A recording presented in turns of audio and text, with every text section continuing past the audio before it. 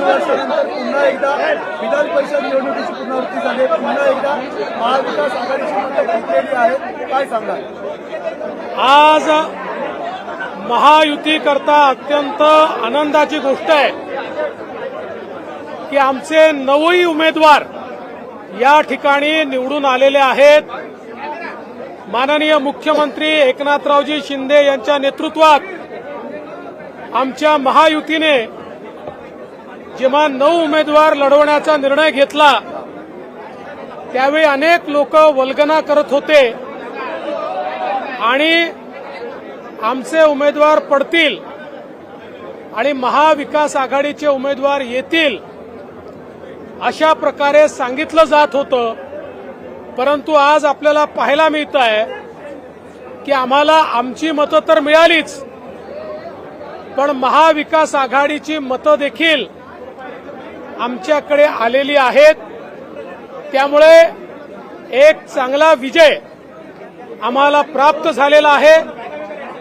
निवडून आलेल्या आमच्या 9 सदस्यांचं मी मनापासून अभिनंदन करतो।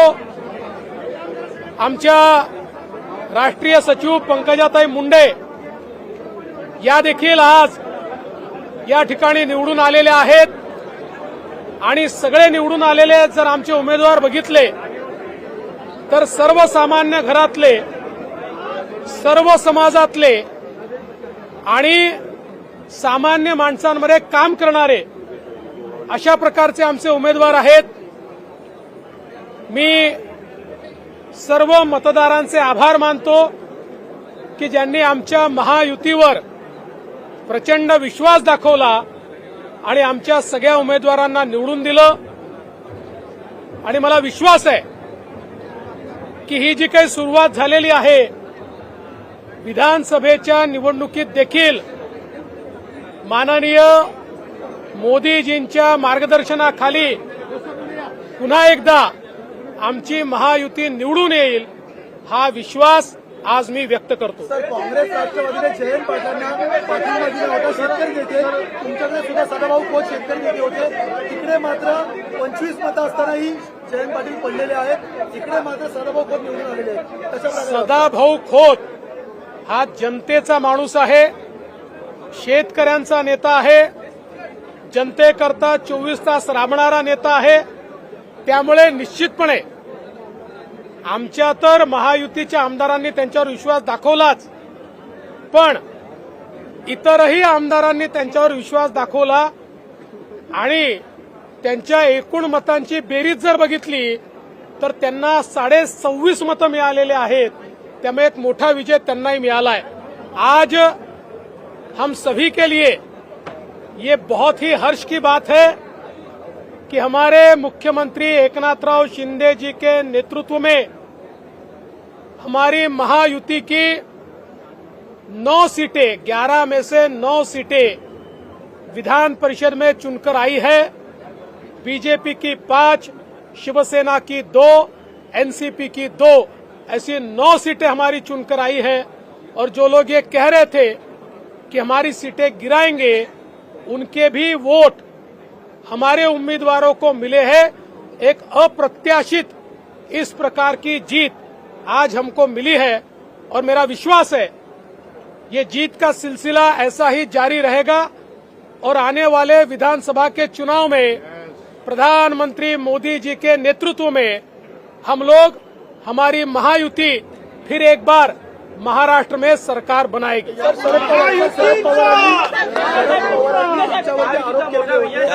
पवारांनी 2 दिवसापूर्वी सांगितलं होतं विधान परिषद निवडणुकीमध्ये समजेल आमच्या संपर्कात किती लोक आहेत, त्यांना काय उत्तर द्यायला? आजचं खरं म्हणजे अधिवेशन हे शेवटचं अधिवेशन होतं या सत्राचं, म्हणजे या टर्मचं।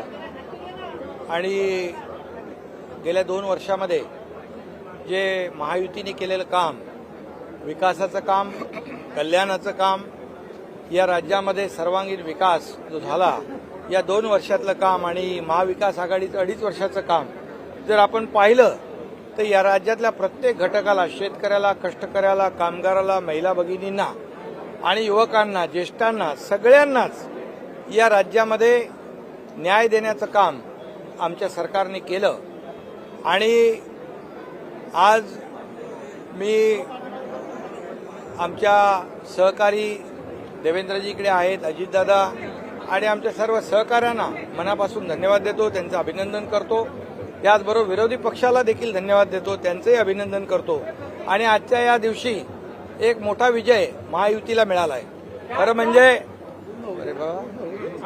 म्हणजे महायुतीच्या 9च्या 9 जागा जिंकणार अशा प्रकारचा विश्वास आम्ही पहिल्याच दिवशी व्यक्त केला होता. परंतु काही लोक वेगवेगळं काही सांगत होते, परंतु त्यांना खऱ्या अर्थाने ज्यांनी सर्व मतदारांना मी मनापासून धन्यवाद देतो, आमच्या सर्व आमदारांचं मनापासून अभिनंदन करतो आणि ज्यांनी इतर आमदारांनी देखील आम्हाला मदत केली त्यांचंही मनापासून अभिनंदन करतो. महायुती 9च्या 9 जागा जिंकलेली आहे. एक चांगली सुरुवात आज झालेली आहे. मी सभागृहात देखील त्याचा उल्लेख केला की हे तर आज विजयाची लोकसभेच्या नंतर जे काही फेक नरेटिव्ह पसरवून लोकसभेमध्ये जे लोकांना फसवून मतं घेतली होती, ते जी काही सूज आली होती ती सूज आता उतरू लागलेली आहे. आणि आता हा विजय जो आहे महायुतीचा 9 लोकांचा, हा विजय त्याचं एक ट्रेलर आहे मी म्हणेन. आणि एक सुरुवात चांगली झाली आहे. येणाऱ्या विधानसभेच्या निवडणुकीमध्ये या महाराष्ट्रातली जनता कामाला मदत करेल, विकासाला मदत करेल आणि कल्याणकारी योजना ज्या आम्ही केल्या, मुख्यमंत्री माझी लाडकी बहीण योजना, मुख्यमंत्री अन्नपूर्णा योजना, जो शेतकरी आहे पंप वापरणारे त्यांचं वीज बिल माफ करणारी योजना, गॅस सिलेंडर 3 गॅस सिलेंडर देणारी योजना आणि युवकांसाठी 10 लाख लोकांना आज अप्रेंटिसशिप 6,000, 8,000 आणि 10,000 रुपये देणारे पहिलं राज्य आहे. आणि हे सर्व जे आहे म्हणजे आम्ही सर्वांगीण या राज्यातल्या सर्व वर्गाचा पूर्ण विचार केला. एक कुटुंब जे आहे, एक कुटुंब सुखी कुटुंब कसं होईल याचा निर्णय आमच्या सरकारने घेतला आहे. यामध्ये मोठ्या प्रमाणावर आज या राज्यातली जनता या महायुतीच्या कामावर समाधानी आहे आणि येत्या निवडणुकीमध्ये विधानसभेच्या पुन्हा एकदा महायुतीचं सरकार येईल, सर्वसामान्यांचं सरकार येईल. कारण सर्वसामान्यांना ज्या योजना आम्ही सुरू केलेल्या आहेत त्या योजना आणि त्याचे लाभार्थी नक्की या सरकारचे निर्णय विसरू शकणार नाही. विधान परिषदेच्या निवडणुका झाल्यानंतर तुम्ही पालघरच्या दिशेने रवाना झाला. हो. शिंदे साहेब बरोबर 2 वर्षापूर्वी अशाच निवडणुकीमध्ये आम्ही निर्णय घेतला होता. महाराष्ट्रातल्या जनतेच्या मनातला निर्णय घेतला होता आणि ज्यांनी म्हणजे शिवसेना भाजपा युतीचं सरकार स्थापन व्हायला पाहिजे होतं, परंतु स्वतःच्या स्वार्थासाठी खुर्चीसाठी बाळासाहेबांचे विचार आणि विचारधारा सोडली आणि त्यावेळेस मग देवेंद्रजींनी आम्ही ठरवलं आणि मोदी साहेबांनी, अमित शहा साहेबांनी आम्हाला पूर्ण आशीर्वाद दिला आणि त्यावेळेस सरकार काय केलं तुम्हाला माहित आहे, पलटवलं.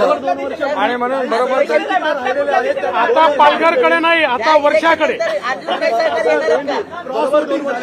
नाही 2 वर्षापूर्वी राज्यसभा निवडणूक असेल किंवा विधान परिषद निवडणूक असेल, या ठिकाणी आकडेवारी नसताना देखील देवेंद्र फडणवीसांनी राज्यसभा आणि विधान परिषदेमध्ये आपले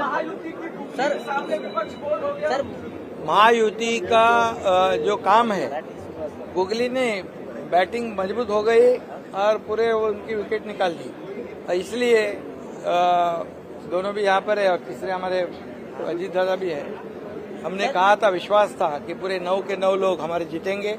कई लोगों ने उसमें कहा था, कुछ चैलेंज भी दिया था कि ये चमत्कार होगा, ये होगा. अभी चमत्कार हुआ है, चमत्कार हुआ है. महायुति के जितने हमारे विधायक हैं उन्होंने तो वोट दिया ही, उनको मैं धन्यवाद देना चाहता हूं. लेकिन महायुति के काम पर, विकास पर अन्य पार्टी के लोगों ने भी हमें सपोर्ट किया, उनका भी मैं अभिनंदन करता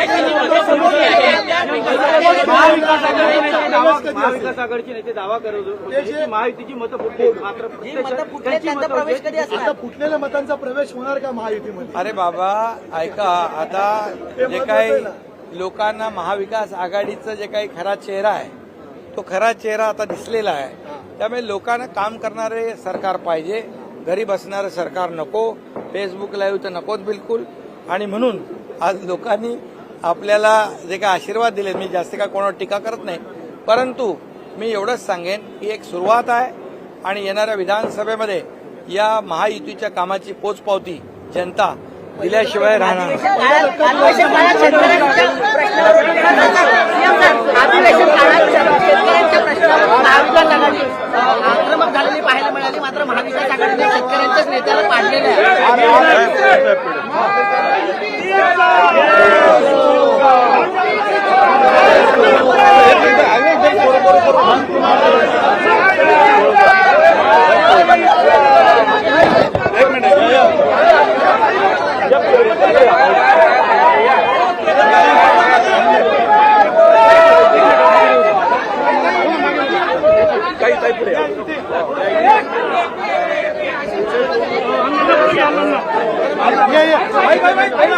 हे लहान सगळं झालं. आता यांच्याकरता दाखवायला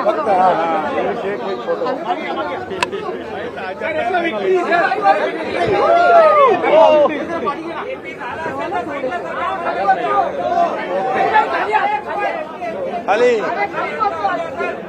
चला आता तुम्ही सरकार त्यांना घेऊ द्या.